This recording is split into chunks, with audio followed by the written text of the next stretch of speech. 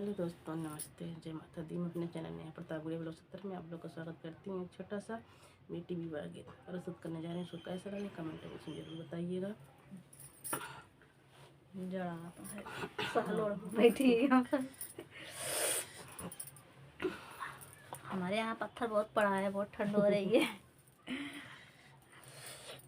गलिया की गलिया घूमई मालिनी की बेटिया वायर, मालिनी की बेटिया वायर के लई बेला चामेली रे लालना वायर के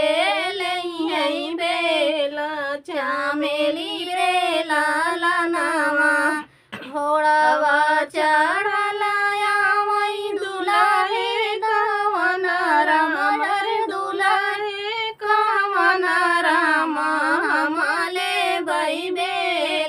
चामेली रे लालना वायर हमाले भाई बेला चामेली रे लालना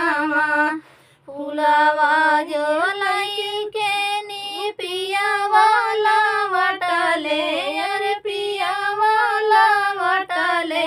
अरे रानिया डेहड़िया के ठाड़ी रे लालना अरे रानिया डेवड़िया के ठाड़े रे लालनवा बहरे नी बाटियों के भीतरे रानिया वायर भीतरे रानिया वायर थामिले त्यू बेला चामेली रे लालना वायर थामिले त्यू बेला चामेली रे लालना तू ताऊरा राजा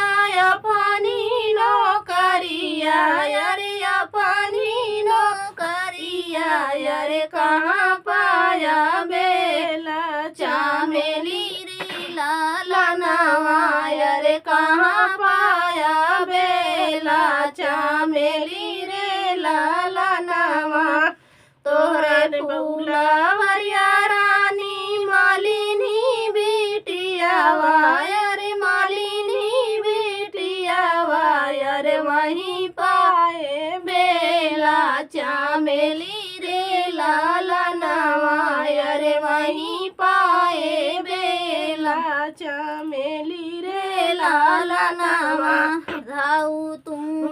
नाऊ अरे धाऊ तुम बरिया अरे धाऊ तुम बरिया अरे हाली बेगे मालिनी बुलाऊ रे लालना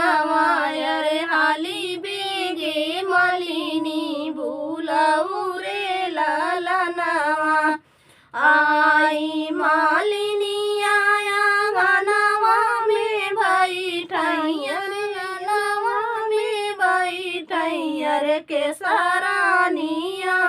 का बोलायू रे लालना वायर के सारानी का बोलायू रे लालना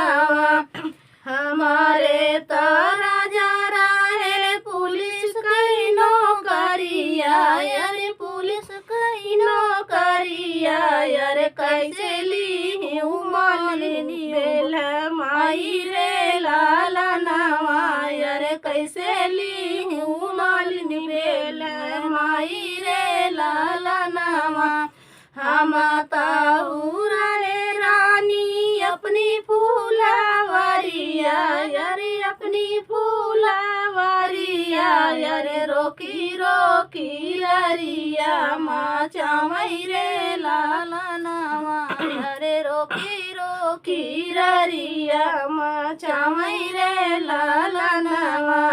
जब हम हो गई अपने पापा कई दुलारिया रे पापा कई दुलारिया रे मालिनी का रे भाई भाभी कालिनी रे लालना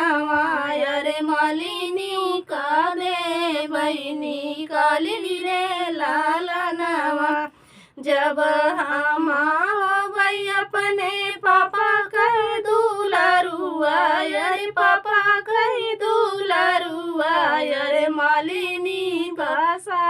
नामा ले बैरे लाला नामा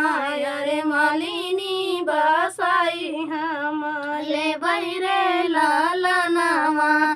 गलिया की गलिया घूमई मालिनी की